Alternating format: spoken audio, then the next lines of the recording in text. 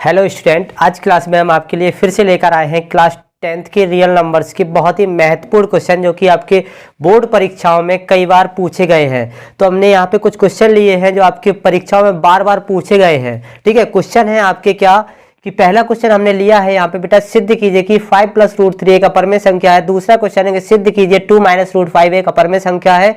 और तीसरा क्वेश्चन हमने यहाँ पे लिया बेटा कि 3 + 5 √2 एक अपरमेय संख्या है। ठीक है, तो ये आपके क्वेश्चन ऐसे क्वेश्चन है जो कि आपके बोर्ड परीक्षा में, यूपी बोर्ड परीक्षा में कई बार पूछे गए हैं, रिपीटेड क्वेश्चन है आपके।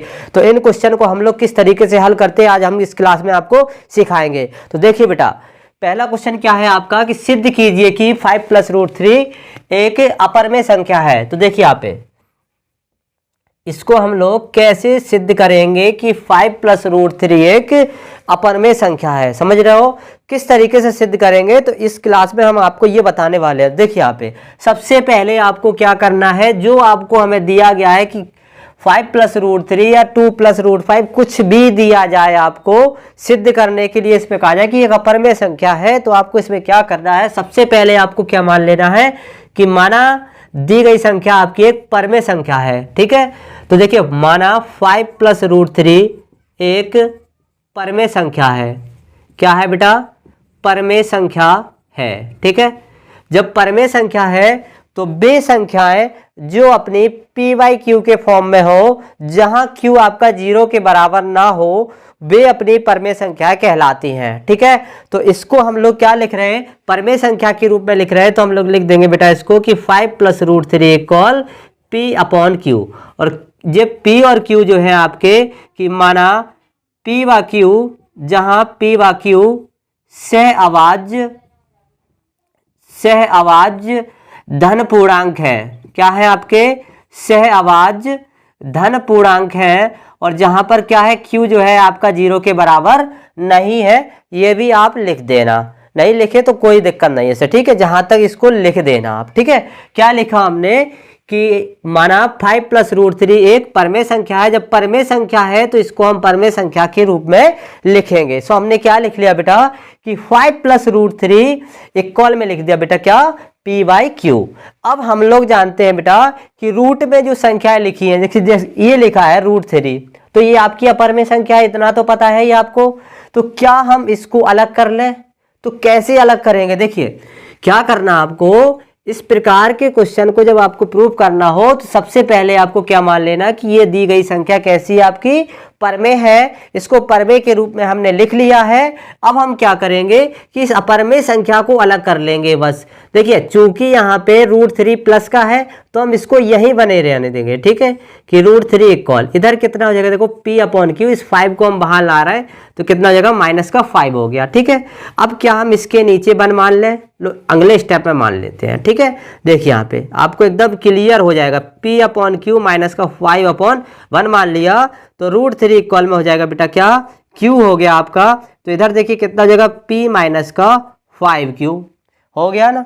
अब देखिए बेटा बस यही थोड़ी लिखने की कला है इसमें, बस और कुछ नहीं है। देखिए कि √3 आपकी एक अपरमेय संख्या है, जबकि p - 5q/q एक आपकी एक परमेय संख्या है। क्यों?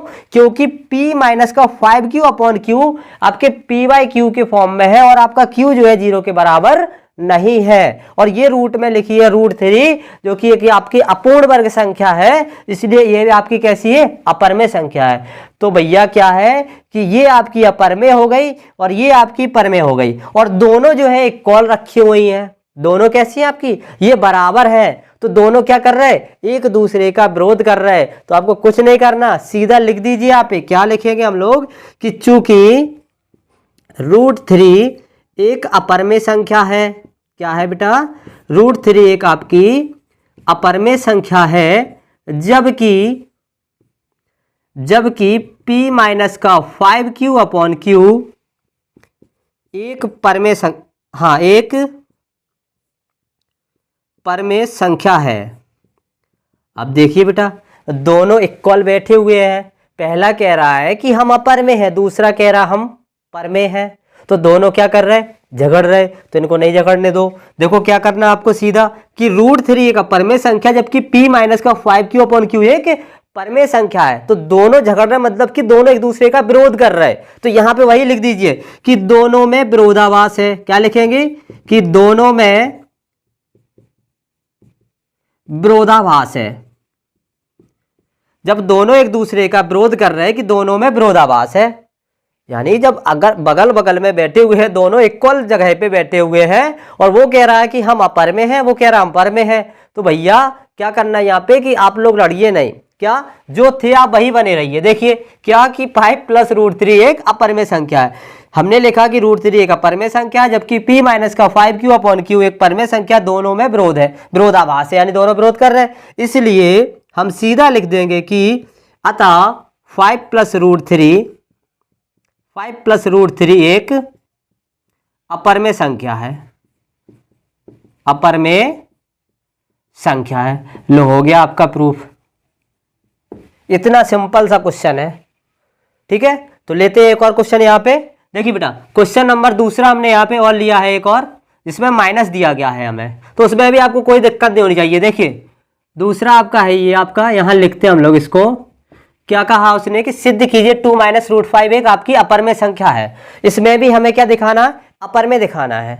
तो सीधा सीधा क्या जो इसमें किया था वही इसमें करना, आपको सेम प्रोसेस है, कुछ चेंज नहीं करना। देखिए सीधा क्या लिखेंगे, सबसे पहले तो हम लोग लिखेंगे कि माना 2 - का √5, 2 - √5 एक अपर में संख्या है, अपर में, हाँ सॉरी परमेय संख्या है, परमेय संख्या है, ठीक है। 2 - √5 जैसे इसमें माना था परमेय, तो इसमें भी हम लोग परमेय संख्या मान ली, ठीक है। तो जब परमेय मान ली तो इसको परमेय के बराबर लिखो कि 2 - √5 = p/q। यहाँ क्या लिखते थे हम लोग हैं कि जहां p/q सह अभाज्य धन पूर्णांक है, सह अभाज्य धन पूर्णांक है, और q जो है आपका 0 के बराबर नहीं है। लिख दिया बेटा। अब क्या करना है यहाँ पे कि थोड़ा सा चेंज है। क्या चेंज है कि अभी यहाँ √3 जो अपर में संख्या थी आपकी प्लस में थी, यहाँ पे आपकी हो गई बेटा माइनस की। तो इसको हमेशा धनात्मक लिखेंगे। कैसा लिखेंगे, धनात्मक लिखेंगे। तो इसको हम लोग वहां ले जाते कि 2 - का इसको यहाँ लाएंगे तो कितना हो जाएगा बेटा, 2 - का p/q, और इसको हम यहाँ लाएंगे √5, तो ये हो जाएगी हमारी प्लस की। देखो इसको हम यहाँ लाए और इसको हम वहां ले गए, ठीक है, प्लस की हो गई। अब बस इसके नीचे आप 1 मान लीजिए, एलसीएम लीजिए, कितना हो जाएगा q, इधर कितना हो जाएगा 2q - का p, और इधर कितना हो गया √5।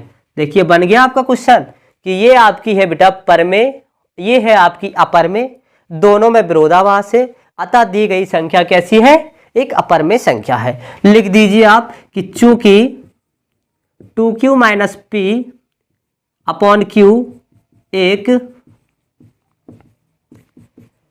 परमेय संख्या है, जबकि √5 एक अपरमेय संख्या है, अपरमेय संख्या है। तो क्या है कि दोनों में विरोध है, क्योंकि दोनों इक्वल बैठे हुए हैं। वो कह रहा है कि हम परमेय हैं, वो कह रहा है कि हम अपरमेय हैं, इसलिए दोनों एक दूसरे का क्या कर रहे हैं, विरोध कर रहे हैं। तो लिखते हैं यहाँ पे कि दोनों में विरोधाभास है, दोनों में विरोधाभास है।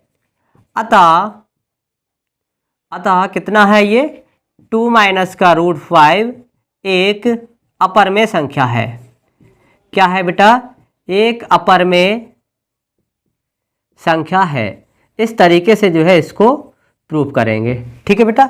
तो हमने क्या किया, और इसमें एक चीज और देखना कि देखिए अभी हमने यहाँ पे लिखा था कि √3 का परमेय संख्या, और इधर लिख दिया कि 2q - p/q एक परमेय संख्या। मतलब पहले आप चाहे इसको लिख दे चाहे आप इसको लिख दे, इससे कोई मतलब नहीं, ठीक है। मतलब यहाँ क्या पहले इसको लिख दिया जैसे परमेय, इसमें लिख दिया था हमने पहले अपरमेय, तो इसमें कोई दिक्कत नहीं है, ठीक है। कि 2q - p/q एक परमेय है, जबकि √5 एक अपरमेय है, दोनों में विरोधाभास है, अतः दी गई संख्या कैसी है आपकी, एक अपरमेय संख्या है। अब इसके बाद देखते हैं अगला क्वेश्चन, ठीक है बेटा। तो देखिए बेटा क्वेश्चन नंबर तीसरा, ठीक है। क्वेश्चन नंबर तीसरा क्या आपका कि सिद्ध कीजिए कि 3 + 5√2 एक अपरमेय संख्या है। तो देखिए बेटा अभी क्या था, प्लस माइनस में थी सीधी, क्या कि देखिए 5 + √3 और 2 - का √5। लेकिन अब इसमें क्या चेंज हुआ कि 3 + 5√2, यानी 5 √2, यानी कि जो अपर में संख्या है उसकी गुणा में भी आपकी एक संख्या लिख के आ गई। तो इस प्रकार की संख्या दी जाती है, इसको कैसे सिद्ध करेंगे? तो देखिए यहाँ पे इसको भी हम आपको बता दें। क्वेश्चन नंबर 3 का सॉल्यूशन देखिए बेटा, इसमें क्या है आपका, इसमें भी वही करना, सीधा वही करना क्या कि मान लेंगे सबसे पहले तो हम लोग कि माना 3 + 5√2 एक परमेय संख्या है। क्या मानेंगे कि 3 प्लस का 5√2 एक आपकी कैसी है, परमेय संख्या है। ठीक है बेटा, जब परमेय संख्या है तो इसको परमेय बराबर में लिख दीजिए कि देखो 3 + 5√2 इक्वल में कितना हो गया आपका P/Q। यहाँ पे लिख दीजिए आप कि जहां P/Q सह आवाज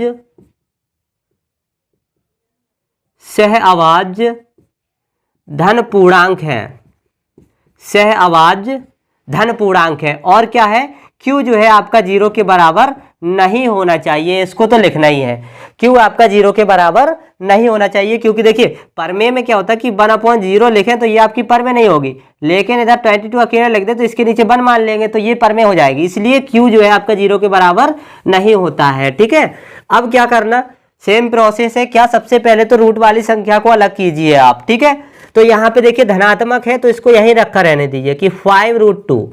अब इसको वहां ले जाओ कि P/Q, 3 को ले जाओ, माइनस का 3 हो गया, इसके नीचे 1 मान लो। ठीक है, इधर कितना हो जाएगा Q, तो इधर कितना हो गया P-3Q। यहाँ पे इसका एलसीएम लिया हमने, इससे इसको काट दिया, क्या बचा था 1 का P में मल्टीप्लाई कराया कितना हो गया P। 1 से डिवाइड Q में देंगे तो Q हो जाएगा Q का, फिर 3 में मल्टीप्लाई करेंगे कितना हो जाएगा 3Q हो जाएगा। अब क्या करना है आपको कि जो रूट में संख्या है इसको अकेला लिखना है। क्या करना है, इसको आपको अकेला लिखना है। यहाँ पे आपकी देखिए 5√2 दिया गया, कितना दिया गया 5√2, ये गुणा में है तो इसको कहाँ लाएंगे, इधर भाग में। ठीक है, तो देखो यहाँ पे लिख दीजिए P-3Q/5Q।